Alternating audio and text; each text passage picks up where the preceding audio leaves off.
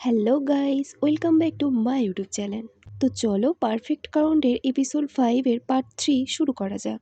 এরপর দেখা যায় হেজুর অফিসের সমস্ত কর্মচারীরা মিলে সেই মেকানিককে খুঁজতে শুরু করে যে হেজুর গাড়ির সঙ্গে ছেড়ছাড় করেছিল। এবং সেই সময় একটা মহিলা কর্মচারী দেখতে পায় হেজু যে কনভেন্সিয়াল স্টোরের কথা বলেছিল সেই স্টোরেই সেই মেকানিক কিছু কেনাকাটা করে এবং কেনাকাটা করার পর সে পেমেন্ট করার সময় কার্ড দিয়ে পেমেন্ট করে এবং সেই কার্ডটা আর অন্য কারণ নয়, ক্যাসিয়াল বিউটি গ্রুপের ডেপুটি ম্যানেজার হেজুর ভাই তেজুর কার্ড ছিল। এরপর দেখা যায় হেজু তেজুর বাড়িতে গিয়ে পৌঁছায় এবং তার ভাইকে উদ্দেশ্য করে বলে, ভালো করে দেখো এই ভিডিওটা, বলে সে তার আইপ্যাডকে এগিয়ে দেয় এবং আরও বলে, তোমার কার্ডের এই উইকে সমস্ত ডেটা পেমেন্ট আমাকে দাও। তখন তেজু বলে, ও তাহলে তোমার এখন আমার সাহায্য চাই, কিন্তু এই ব্যক্তিটাই বা কে, আমি তো চিনি না। তখন হেজু বলে, এই লোকটা আমাকে মারবার চেষ্টা করেছিল। তখন তেজু বলে, কি সত্যি নাকি? তারপর বলে, ওকে ঠিক আছে, আমি তোমাকে সাহায্য করব। এদিকে দেখা যায় প্রাইম মিনিস্টার মিন জুয়াংও ছাদের মধ্যে দাঁড়িয়ে আছে। তখন তার মনে পড়ে সে যখন হেজুকে বলেছিল, তুমি আমাকে বিয়ে করো, আমি তোমাকে সমস্ত স্ট্যাটাস দেব। তখন হেজু উত্তরে বলে, কিন্তু আমি তোমাকে কেন বিয়ে করতে যাব? তখন প্রাইম মিনিস্টার বলে, কেন নয়? তখন প্রাইম মিনিস্টার জানায়, আমাদের দুজনের মধ্যে কোনো ফিলিংস নেই, তোমার তো কেবল স্ট্যাটাস নিয়েই দরকার, তুমি আমার স্ট্যাটাস নিও।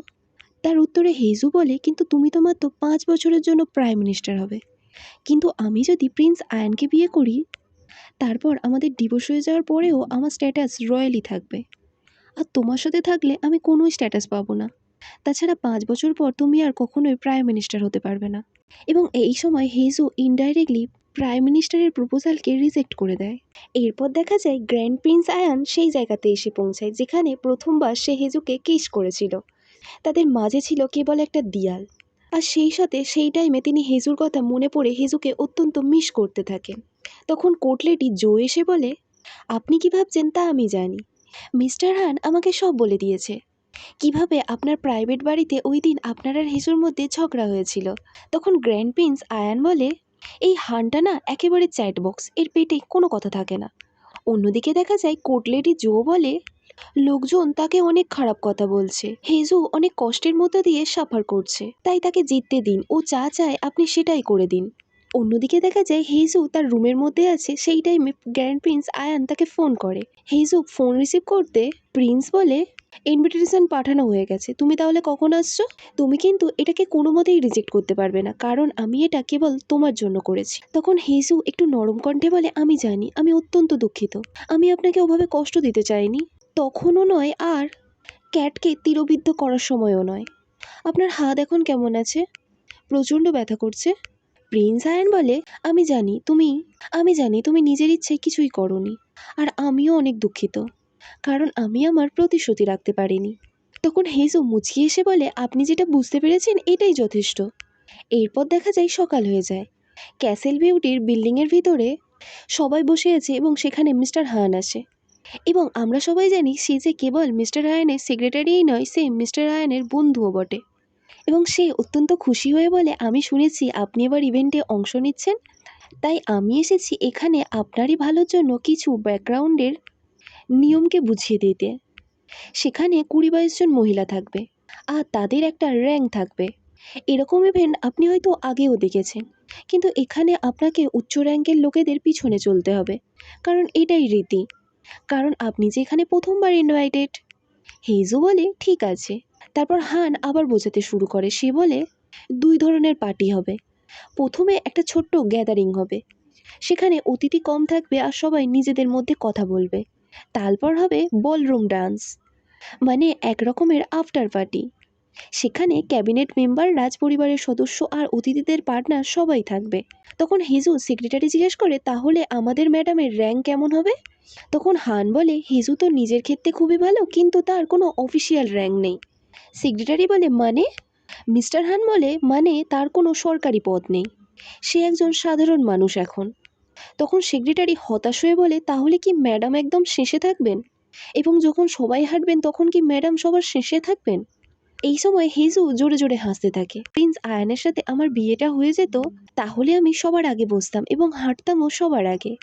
এরপর দেখা যায় হেজু তার বেডরুমের মধ্যে নিজের কালকের স্পিচকে মনে রাখার চেষ্টা করছে, আর মনে মনে কুইন মাদারের কথা ভাবছে। কারণ সেদিন দেখা হওয়ার সময় কুইন মাদার তাকে অপমান করেছিল এবং কুইন মাদার তখন তাকে বলেছিল, থ্যাঙ্কস গড, এখন আর তোমাকে আর কিছু শেখাতে হবে না। তখন হেজু ব্যঙ্গ করে বলে, হ্যাঁ, যেন কেউ আমাকে এইসব প্রিভিলেজ ভোগ করতে দিত। বাহ, কি কথা ছিরি। এমন সময় দেখা যায় গ্র্যান্ড প্রিন্স আয়ানের ফোন আসে এবং হেজু ফোন রিসিভ করতে সে বলে, আমি তোমার প্যালেসের নিচে দাঁড়িয়ে আছি, মাস্ক পরে, তাড়াতাড়ি চলে এসো। হেজু তখন জগিংয়ের ড্রেস করে আসে এবং এসে বলে, কি হয়েছে? তখন গ্র্যান্ড প্রিন্স আয়ান বলে, আমি শেষবারের জন্য তোমার সাথে দেখা করতে চেয়েছিলাম। তখন হেজু হেসে বলে, তুমি সত্যিই একটা বড়সড় কাওয়ার্ড। জানি না সেদিন কিভাবে আলাদা ড্রেস পরে চলে এলে চাইল্ড কিংয়ের জন্মদিনে। তুমি সেখানে স্টাইল দিতে এসেছিলে, তাই না? সত্যি কথা বলো। তখন গ্র্যান্ড প্রিন্স আয়ান বলে, আমি এসব তোমার জন্য করেছি। এরপর হেজু হাঁটতে শুরু করে আর প্রিন্স আয়ান তাকে অনুসরণ করে। হঠাৎ দেখা যায় হেজু পিছনে চলে যায়। প্রিন্স আয়ান বলে, এই কি করছো তুমি?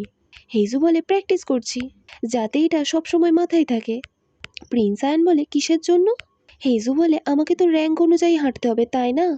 আর আপনার র্যাঙ্ক তো সবসময় সামনেই থাকবে, তাই স্বাভাবিকভাবে আমাকে সবসময় আপনার পিছনে হাঁটার অভ্যাস করতে হবে, তাই নয় কি? যদিও এটা আমার অভ্যাস নয়, কারণ আমি সবসময় ট্রেনকে সেট করেছি, নিজের পথকে নিজেই বানিয়ে নিয়েছি। কিন্তু আর কি করা যাবে, এখন আমাকে এই অভ্যাস করে তুলতে হবে। তাই প্লিজ আপনি একটু সামনে হাঁটুন না। এইসব শুনে প্রিন্স আয়ান মুচকি হাসে এবং তারা একে অপরের দিকে তাকিয়ে রোমান্টিক দৃষ্টিতে হাঁটতে থাকে। এইদিকে দেখা যায় পার্টির সিন। এখানে আমরা দেখতে পাই পার্টির সরঞ্জাম চলছে এবং সমস্ত কর্মচারীরা তাদের ফাইনাল টেচ আপ দেওয়ার জন্য অত্যন্ত ব্যস্ত হয়ে পড়েছে। অন্যদিকে দেখা যায় ধীরে ধীরে সমস্ত অতিথিরা আসতে শুরু করেছে এবং তাদেরকে বিভিন্ন রিপোর্টাররা ঘিরে ধরেছে। এরপর দেখা যায় প্যালেসের সিন, যেখানে কুইন মাদার অত্যন্ত সাদা কালারের ট্র্যাডিশনাল গ্রাউন পরে রেডি। অন্যদিকে দেখা যায় হেইসু তার নিজের ট্র্যাডিশনাল ড্রেসটাকে দেখছিল আর আগের রাতের কথা মনে করছিল, যখন গ্র্যান্ড প্রিন্স আয়ান তাকে হেঁটে বাড়ি পর্যন্ত পৌঁছে দিয়েছিল এবং সেই দৃশ্য অত্যন্ত রোম্যান্টিক ছিল। তারা যখন একে অপরকে বিদায় জানাচ্ছিল, হেইসু তখন চলে আসছিল। ঠিক সেই সময় প্রিন্স আয়ান তাকে ডেকে বলে, থামো, তুমি তো সবসময় নিজের পথ নিজেই তৈরি করেছো, তাই না? আর নেতৃত্বেও নিজে দিয়েছো, ঠিক তাই বলছি তো? কি আমি ঠিক বলছি তো? তাহলে তুমি সেভাবেই করো। আমি তো বরাবরই কাউকে না কাউকে ফলো করেছি আর নিজের নিয়মকেই মেনে চলেছি। তখন হেজু বলে, আজ থেকে তোমার আর কাউকে ফলো করবার দরকার নেই, তুমি শুধু আমার পাশে হেঁটো। আমি তোমাকে শেখাবো, আমি তোমাকে শেখাবো কি করে সবাইকে পিছনে ফেলে সামনের দিকে এগিয়ে যেতে হয়। এতে প্রিন্স আয়ান হাসে এবং তারা একে অপরের দিকে তাকিয়ে থাকে। এদিকে দেখা যায় হেজুর বৌদি এবং তেজু ইভেন্টের সমস্ত নিয়ম শৃঙ্খলাকে দেখছিল এবং লিস্ট দেখছিল কোন কোন অতিথিদেরকে ডাকা হয়েছে। ঠিক তখনই তেজু মানে হেজুর সৎ ভাই সে এসে বলে, জানো, যে লোকটা হেজুর গাড়ির সাথে ছেড়ছাড় করেছিল সে মারা গেছে। তখন বৌদি বলে, কি? তেজু বলে, হ্যাঁ, তার লাশ পাওয়া গেছে গতকাল রাতেই। অন্যদিকে দেখা যায় র্যাঙ্ক অনুযায়ী সবার টেবিল সাজানো হয়েছিল এবং হেজুর টেবিল ছিল সববার শেষে। এদিকে এটা নিয়ে সবাই গসিপ করতে শুরু করে। গ্র্যান্ড প্রিন্স আয়ানের গার্লফ্রেন্ড এখানে বসবে? অন্য মহিলা বলে, বসবে না তো কি করবে, তার যে কোনো স্ট্যাটাস নেই। আরেকজন মহিলা বলে, কিন্তু এখানে যে নোবেল লেডিদের কেবলমাত্র ডাকা হয়েছে, তাহলে হেজুকে কেন ডাকা হলো? আরেকজন বলে, বিয়েটা হয়ে গেলে হয়তো সে রয়্যাল স্ট্যাটাস পেয়ে যাবে, তাই অ্যাপিয়েন্সটাই গুরুত্বপূর্ণ, এই কারণেই তাকে হয়তো আমাদের মাঝে বসানো হচ্ছে। আরেকজন মহিলা বলে, কিন্তু সে তো পাবলিক স্ক্যান্ডেল করেছিল, সে কিভাবে আমাদের মধ্যে বসতে পারে? আরেকজন মহিলা বলে, সে গত বছরও গেস্ট ছিল, অন্তত তার কোনো অ্যাচিভমেন্ট দেখিয়েই একটা অজুহাত দিত। কিন্তু এখানে যে সবার সামনে এমন হচ্ছে, আজকালকার রয়্যাল ফ্যামিলি একেবারে মজাক হয়ে গেছে, যে যা খুশি সে তাই করে বেড়াচ্ছে।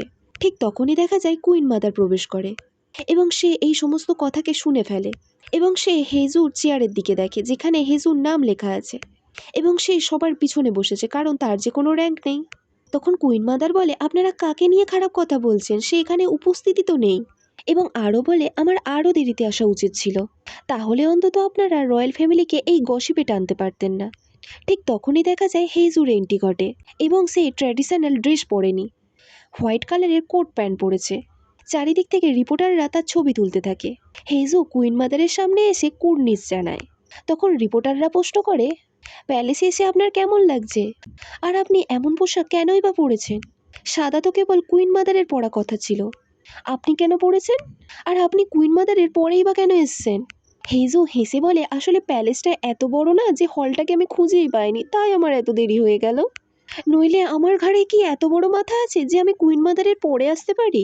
এরপর কুইন মাদারের উদ্দেশ্যে বলে, দয়া করে আমাকে ক্ষমা করে দেবেন। এবং কুইন মাদার চারিদিকে লক্ষ্য করে রিপোর্টাররা ভিড় করে ঘিরে আছে, তাই তার অত্যন্ত রাগ হওয়ার ফলেও সে একটা কৃত্রিম হাসি দেয়। তিনি হেসে বলেন, আমি তো বলেছিলাম তোমাকে সাহায্য করার জন্য গাইডনেসের প্রয়োজন। তোমার কি কোনো বিশেষ কারণ আছে যে তুমি ট্র্যাডিশনাল আউটফিট পরোনি? তখন হেজু বলে, ও সরি, আমি শুনেছিলাম এই ড্রেস পরা কোনো বাধ্যতামূলক নয়, এটা কেবল একটা কাস্টম মাত্র। তাই পরা বা না পরা একান্ত নিজের উপরে নির্ভর করে। তাই আমি ভাবছিলাম ওটা না পরে আমি যেটা পরেছি এটাই ঠিক হবে। কেন, আপনার কি আমার ড্রেস পছন্দ হয়নি? কুইন মাদার তখন রেগে গিয়ে কিন্তু সামনে দাঁতে দাঁত চেপে মুচকি এসে বলে, হ্যাঁ অবশ্যই, তোমার ড্রেস আমার ভীষণ ভালো লেগেছে। দুজনেই উপরে উপরে হাসছিল, কিন্তু চোখে চোখে একে অপরের দিকে তীক্ষ্ণভাবে তাকিয়েছিল। এরপর দেখা যায় একটা পুলের ধারে সমস্ত অতিথিদেরকে নিয়ে কুইন মাদার হাঁটতে থাকে, এবং কুইন মাদার সামনে হাঁটছেন এবং তার পিছনে 20 জন মহিলা হাঁটছিল। কিছুক্ষণ পর তিনি লক্ষ্য করেন হেজুর খুব গরম লাগছে এবং সে অত্যন্ত ক্লান্ত হয়ে পড়েছে। তখন কুইন মাদার তার পরিচারিকার উদ্দেশ্যে বলে, আমরা কি আরেকটু হাঁটতে পারি? কারণ এখানে গরম অত্যন্ত তীব্র, তবুও এটা যে আমাদের রিচুয়াল, মানতে হবে। ঠিক তখনই দেখা যায় কেউ একজন প্রবেশ করছে ব্যাকওয়ার্ডের মধ্যে, আর সে আর কেউই নয়, আমাদের গ্র্যান্ড প্রিন্স আয়ান। এবং সে তাদের দিকে এগিয়ে আসে অত্যন্ত স্টাইলিশভাবে হেঁটে। কিন্তু সেই সময় হেজু পিছনের দিকে তাকিয়ে দেখে গ্র্যান্ড প্রিন্স আয়ান আসছে। সে প্রথমে একটু অবাক হয়ে যায়, তারপর গ্র্যান্ড প্রিন্স আয়ানের উদ্দেশ্যে বলে, তুমি এখানে কি করছো? এবং তাকে দেখে হেজু হালকা হেসে ফেলে, এবং গ্র্যান্ড প্রিন্স আয়ান আস্তে আস্তে হেঁটে হেজুর সামনে আসে এবং তার কাছে অত্যন্ত ঘনিষ্ঠ হয়ে বলে, প্লিজ এবার তুমি আমাকে শেখাও, এখন আমি তোমার পাশেই আছি। এই বলে সে অত্যন্ত স্টাইলিশভাবে হেজুর হাতকে নিজের হাতের মধ্যে নিয়ে যায়। তারপর দুজন একসাথে রয়্যালদের মতো হাঁটতে থাকে এবং সমস্ত গেস্টরা তাদেরকে কুর্নিশ করে পিছনে হটতে থাকে, কারণ এখানে গেস্টদের মধ্যে প্রিন্স আয়ানের র্যাঙ্ক সবচেয়ে উপরে। এবং আয়ান হেজুর হাতকে অত্যন্ত শক্ত করে ধরে কুইন মাদারের দিকে এগিয়ে যায়। এই সময় ফ্ল্যাশব্যাকে দেখা যায় গতকাল রাতের কথা। প্রিন্স আয়ান হেজুকে বলেছিল, তোমাকে কারোর সামনে মাথা নত করতে হবে না, তুমি যেমনটা চাও ঠিক তেমনটি হবে, কোনো কম্প্রোমাইজ করবে না তুমি। আমি নিজে তোমার পাশে থাকবো, ঠিক যতক্ষণ আমার পক্ষে লড়াই করা সম্ভব ঠিক ততক্ষণ আমি তোমার পাশে থাকবো, এবং আমার যত ক্ষমতা আছে সমস্ত আজ থেকে তোমার। এরপর দেখা যায় দুজনে একে অপরের দিকে তাকিয়ে মুচকি হাসে, এবং সেখানেই এপিসোড 5 শেষ হয়।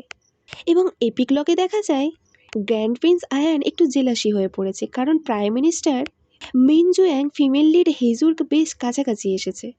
তখন হেজু আয়ানের সামনে এসে বলে, কিরকম একটা পোড়া পোড়া গন্ধ পাচ্ছি না? প্রিন্স আয়ান বলে, তুমি একজন বিজনেস ওম্যান, তোমার জানা উচিত কাকে বিশ্বাস করতে হবে আর কাকে বিশ্বাস করবে না। অন্যদিকে দেখা যায় প্রাইভেট বাড়ির ভিতরে কোনো একজন স্পাই ঢুকেছে। হেজু বলে, এই প্রিন্সটা বেশ একটু বেশি ইমপ্রেসিভ আছে না? এরপর দেখা যায় বলরুম ডান্স শুরু হয়েছে, এবং সেখানে গ্র্যান্ড প্রিন্স আয়ান হাঁটু কেড়ে বসে হেজুকে প্রপোজ করে এবং হেজুর উদ্দেশ্যে বলে, তুমি কি আমাকে বিয়ে করবে? এতে দেখা যায় কুইন মাদার অত্যন্ত রেগে যায়, এবং সে মনে মনে বলে, তুমি কি ভেবেছিলে আমি কিছুই করব না? এবং প্রিভিউতে দেখা যায় প্রিন্স আয়ান হেজুকে বলছে, তোমার চোখ শুধু আমার উপরে থাকবে, যাতে সবাই ভাবে তুমি আমাকে খুব ভালোবাসো, তুমি আমার প্রেম পাগল। এখানেই প্রিভিউ শেষ হয়। এরপর ফ্ল্যাশব্যাকে দেখা যায় হেজু যখন সেই দিন তার ধনুকবিদ্যা প্র্যাকটিস করছিল, প্রিন্স আয়ান লুকিয়ে লুকিয়ে তাকে দেখছিল। হঠাৎ তার মনে হয় হেজু যদি তাকে দেখে ফেলে, তাই সে আবার লুকিয়ে পড়ে। এবং হেজুর প্র্যাকটিস শেষ হওয়ার পরে সে যখন বেরিয়ে যাচ্ছিল, তখন প্রিন্স আয়ান ইচ্ছে করেই তার সামনে আসে এবং তাকে যেন দেখেনি এমন ভাব করে। হেজু পার্টস কাটিয়ে চলে যেতে থাকলে প্রিন্স আয়ান বলে, একটু থামো, তুমি বেশ ভালোই খেলেছো, আমি দেখলাম। হেজু তখন বলে, কেন, সব কৃতিত্ব কি তুমি নিজেই নিতে চাও? প্রিন্স আয়ান বলে, কৃতিত্ব? তুমি কি কমপ্লিমেন্ট নামে যে একটা ওয়ার্ড আছে তা কখনো শুনুনি? হেজু বলে, না, বলে চলে যেতে থাকে। তারপর আবার ফিরে এসে মাথাকে ঝুঁকিয়ে প্রিন্স আয়ানের সামনে কুর্নিশ জানায়, এবং এই সময় প্রিন্স আয়ান একটু অস্বস্তিতে পড়ে যায়। সে বলে, এটা কি হলো? আমি তো ওর সাথে কথা বলতে চেয়েছিলাম। এরপর দেখা যায় সে গ্রাউন্ডে পৌঁছায় এবং সেখানে গিয়ে দেখে প্রাইম মিনিস্টার জিয়াবু তার তীরন্ধজি প্র্যাকটিস করছে। প্রিন্স আয়ান বলে, তুমি তো আমাকে ভয় পাইয়ে দিয়েছিলে, তুমি এখানে কখন থেকে আছো? জিয়াংবু বলে, যখন থেকে আপনি এই গ্রাউন্ডের আশেপাশে ঘুরঘুর করছিলেন। প্রিন্স আয়ান জিজ্ঞাসা করে, তুমি কি হেজুর সাথে খুব ক্লোজ? জিয়াবু বলে, হ্যাঁ, আমরা অত্যন্ত ক্লোজ। আমরা একই ডোমে থাকি এবং একই টিমের মেম্বার। এরপর দেখা যায় জিয়াবু তীরধনুক বিদ্যায় খুবই ভালো খেলে। সে ইচ্ছে করে আগে মিথ্যা কথা বলেছিল যাতে হেজু তাকে ট্রেন্ড করে এবং সে তার টার্গেট সঠিকভাবে লাগায়। প্রিন্স আয়ান জিজ্ঞাসা করে এই যে মেয়েটা সে কেমন। হেজু বলল সে খুবই সুন্দরী। প্রিন্স আয়ান হেসে বলে হ্যাঁ সুন্দরী তো বটেই। তারপর দুজন একে অপরের দিকে তাকিয়ে থাকে। এখানেই এপিসোড 5 শেষ হয়। তো গাইস চলো টাটা। কাল সকালে আমি নিয়ে আসবো এপিসোড 6 নিয়ে। ততক্ষণ পর্যন্ত তোমরা জানাও আমার ভিডিও তোমাদের কেমন লাগছে এবং আমার চ্যানেলকে সাবস্ক্রাইব করে অবশ্যই একটা লাইক করে দিও। টাটা।